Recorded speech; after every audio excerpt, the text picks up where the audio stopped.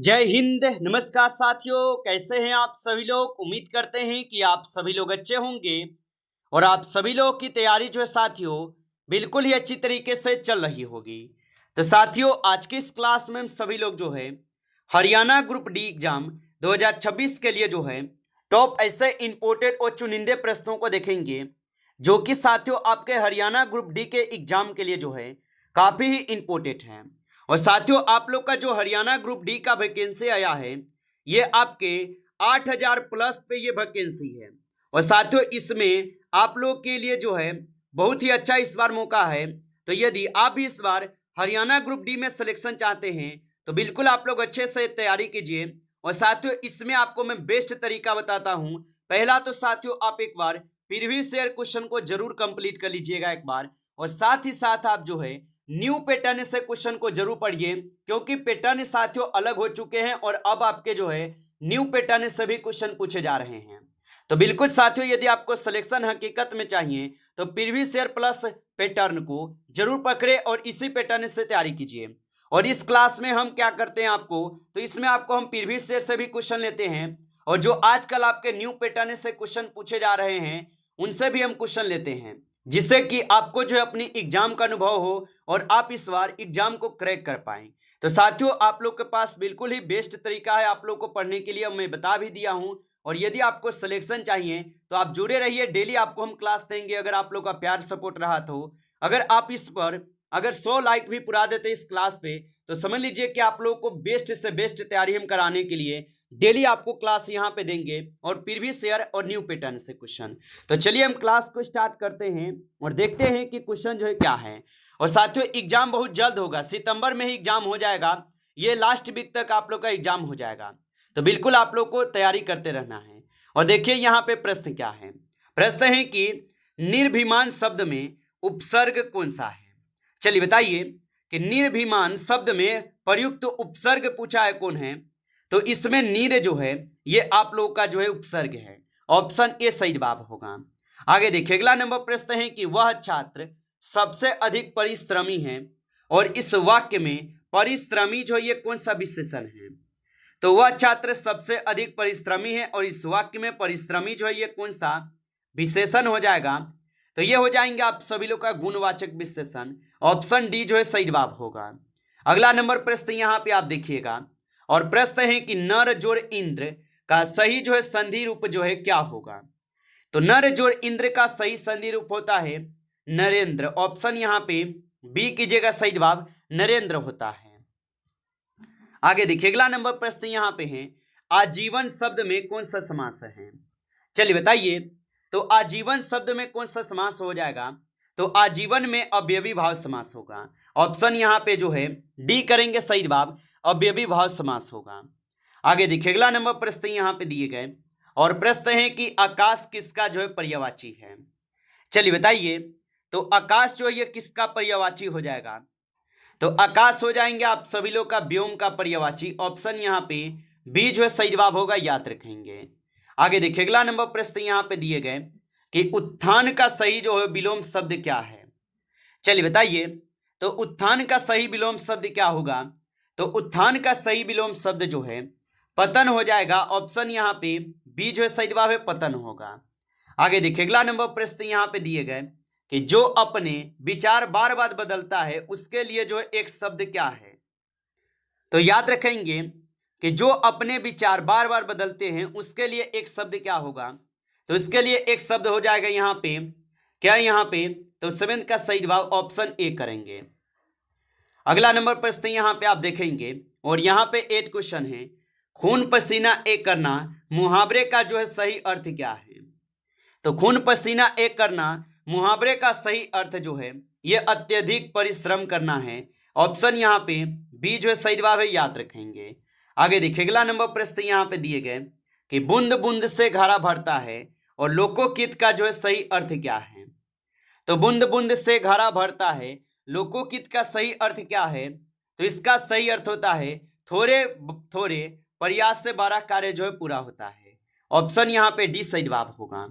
आगे देखिए, अगला नंबर प्रश्न यहाँ पे दिए गए निम्नलिखित में से शुद्ध वर्तनी जो है कौन सी है। चलिए बताइए, तो निम्नलिखित में से शुद्ध वर्तनी कौन सी है? तो अनुगृहित जो है ये शुद्ध वर्तनी है। ऑप्शन यहाँ पे डी जो है सही जवाब होगा। आगे देखेंगे अगला नंबर प्रश्न यहाँ पे है कि नीरद का सही जो है अर्थ क्या है? तो नीरद का सही अर्थ क्या होता है? तो नीरद का जो सही अर्थ होगा, इसका सही अर्थ हो जाएगा यहाँ पे बादल। ऑप्शन यहाँ पे बी आपका सही जवाब है।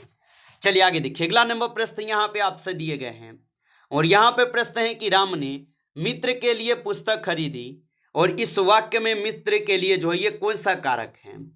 चलिए बताइए। तो राम ने मित्र के लिए पुस्तक खरीदी, इस वाक्य में मित्र के लिए कौन सा कारक है?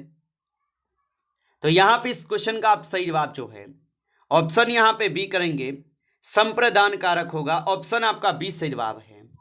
आगे देखिए, अगला नंबर प्रश्न यहाँ पे है और यहाँ पे प्रश्न पूछे गए हैं कि वह प्रतिदिन शीघ्र उठता है, इस वाक्य में शीघ्र जो है ये कौन सा क्रिया विशेषण है? तो वह प्रतिदिन शीघ्र जो है उठता है, इस वाक्य में शीघ्र कौन सा क्रिया विशेषण है? तो ये हो जाएंगे आप सभी लोग का रीतिवाचक। ऑप्शन सी कीजिएगा सही जवाब। चलिए आगे देखिए, अगला नंबर प्रश्न यहाँ पे है कि काव्य में वर्णित भावों का आस्वादन सहृदय के हृदय में जिस रूप में होता है उसे क्या कहते हैं? तो उसे कहते हैं रस। ऑप्शन यहाँ पे सी सही जवाब होगा। आगे देखिए, अगला नंबर प्रश्न है कि विद्युत का तद्भव शब्द जो है कौन सा है? चलिए बताइए। और आप अभी तक इस क्लास को लाइक नहीं किए तो क्लास को एक बार लाइक कर लीजिएगा। नए हैं आप इस चैनल पे तो चैनल को सब्सक्राइब करके ऑल नोटिफिकेशन को ऑल पे दबा के जुड़ जाइए, जिससे कि जब भी कोई नई क्लास हो सबसे पहले क्लास का नोटिफिकेशन जो है आपके पास पहुंच सके। तो चैनल को सब्सक्राइब जरूर कर लीजिएगा। और बताएंगे विद्युत का तद्भव शब्द कौन सा है? तो विद्युत का तद्भव शब्द होता है बिजली। ऑप्शन यहाँ पे बी आपका सही जवाब होगा। आगे देखिए, अगला नंबर प्रश्न यहाँ पे दिए गए कि मुख्य कमल है, इसमें कौन सा अलंकार है? तो मुख्य जो है ये कमल है और इसमें कौन सा अलंकार हो जाएगा? तो इसमें रूपक अलंकार है। ऑप्शन यहाँ पे बी सही जवाब होगा। आगे देखिए, अगला नंबर प्रश्न यहाँ पे है कि जलज शब्द का सही जो विग्रह क्या है? तो जलज शब्द का सही विग्रह जो है जल में रहने वाला होता है। ऑप्शन यहाँ पे सी सही जवाब है, जल में रहने वाला। आगे देखिए, अगला नंबर प्रश्न यहाँ पे दिए गए हैं 90 नंबर क्वेश्चन है कि हिंदी का विकास मुख्यतः किस अपभ्रंश से जो है माना जाता है? तो हिंदी का विकास मुख्यतः किस अपभ्रंश से माना जाता है? तो यहाँ पे आप 90 क्वेश्चन का सही जवाब जो है ऑप्शन आप सभी लोग यहाँ पे ए करेंगे। ऑप्शन ए यहाँ पे सही जवाब होगा। आगे देखिए, अगला नंबर प्रश्न यहाँ पे 20 नंबर है। क्वेश्चन है कि निम्नलिखित में से कौन सा वाक्य यहाँ पे शुद्ध है? चलिए बताइए। तो निम्नलिखित में से कौन सा वाक्य शुद्ध होगा?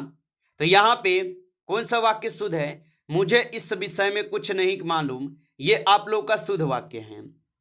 आगे देखिए, अगला नंबर प्रश्न यहाँ पे है कि भारतीय संविधान के किस अनुच्छेद में राष्ट्रपति को लोकसभा भंग करने की जो है शक्ति प्राप्त है? तो भारतीय संविधान के किस अनुच्छेद में राष्ट्रपति को लोकसभा भंग करने की शक्ति प्राप्त है? तो इनको प्राप्त हो जाएंगे आपके अनुच्छेद 85 में। ऑप्शन यहाँ पे बी सही जवाब है, अनुच्छेद 85 में होगा।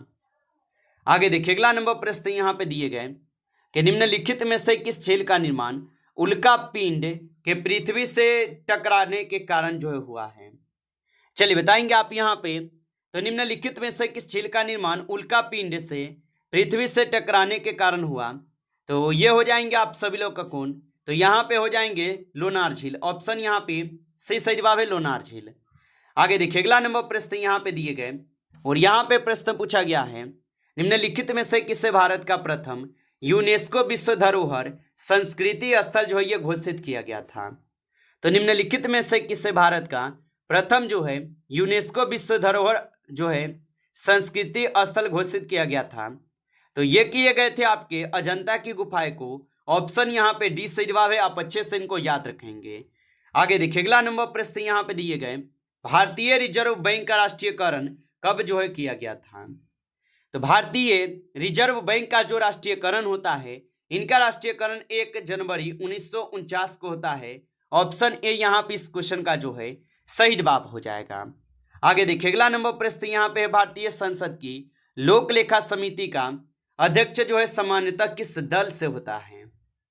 तो भारतीय संसद की लोक लेखा समिति का अध्यक्ष सामान्यतः किस दल से होता है?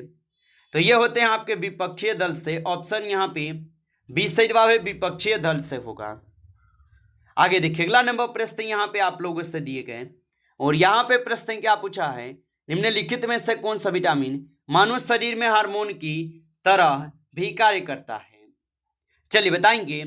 तो निम्नलिखित में से कौन सा विटामिन मानव शरीर में हार्मोन की तरह भी कार्य करते हैं?